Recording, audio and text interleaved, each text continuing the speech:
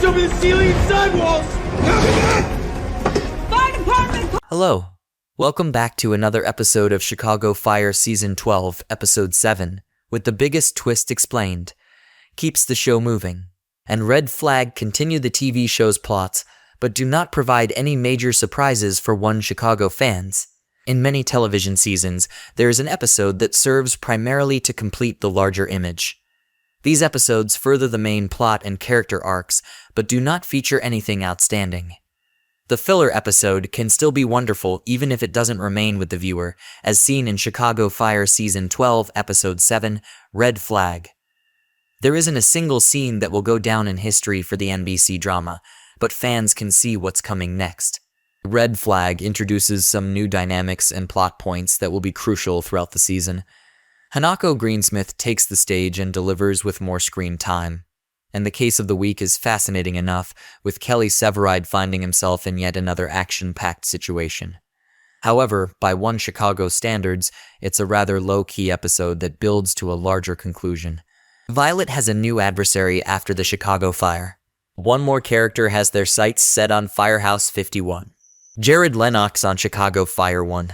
The main plot of Red Flag revolves around Violet Mikami, and everyone has been waiting to see who Violet will be coupled with since Sylvie Brett married and moved to Oregon. Chicago Fire introduces Jared Lennox, who appears to be a perfectly typical paramedic until he begins talking. Lennox doubts Violet's decision-making at the start of the week, and the rest of the show goes over all of the reasons why. Is it true that his previous paramedic in charge allowed him more input? Is he a sexist who has trouble taking commands from women?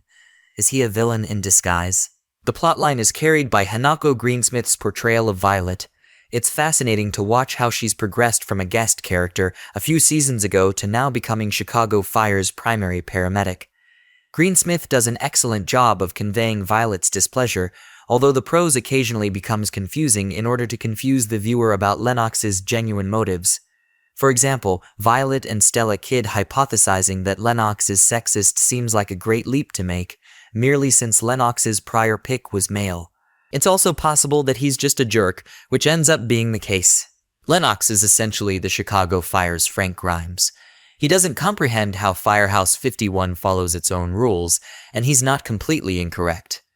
51 has always done things its own way, which often leads to confrontation with other members of the department. The issue with Lennox is how he handles the matter, preferring to make complaints, including one against Violet, after only one shift on the job. It also raises another issue for the show. Viewers have already witnessed 51 people fight to defend themselves. What will make this time different? But if nothing else, this will give Greensmith more screen time, and Wessam Quiche is a decent addition to the show as long as he stays around. Chicago Fire sends Severide to the rescue again. Another concept that Chicago Fire fans will be familiar with is Kelly Severide as an action hero.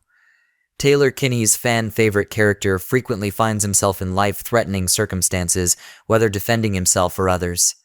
In Red Flag, he becomes the protector of a young woman named Maya after discovering that the money found at the fire scene belonged to a deadly group known as GK-13. Needless to say, the bad guys want their currency back, and Severide goes to great lengths to keep Maya safe throughout the episode. He defends her against a drive-by shooting and the actions of some overzealous Chicago cops. It's always fascinating how the police are depicted so nicely on Chicago PD. While many of the generic cops who appear on Chicago Fire are dreadful characters, it's almost like watching two different departments.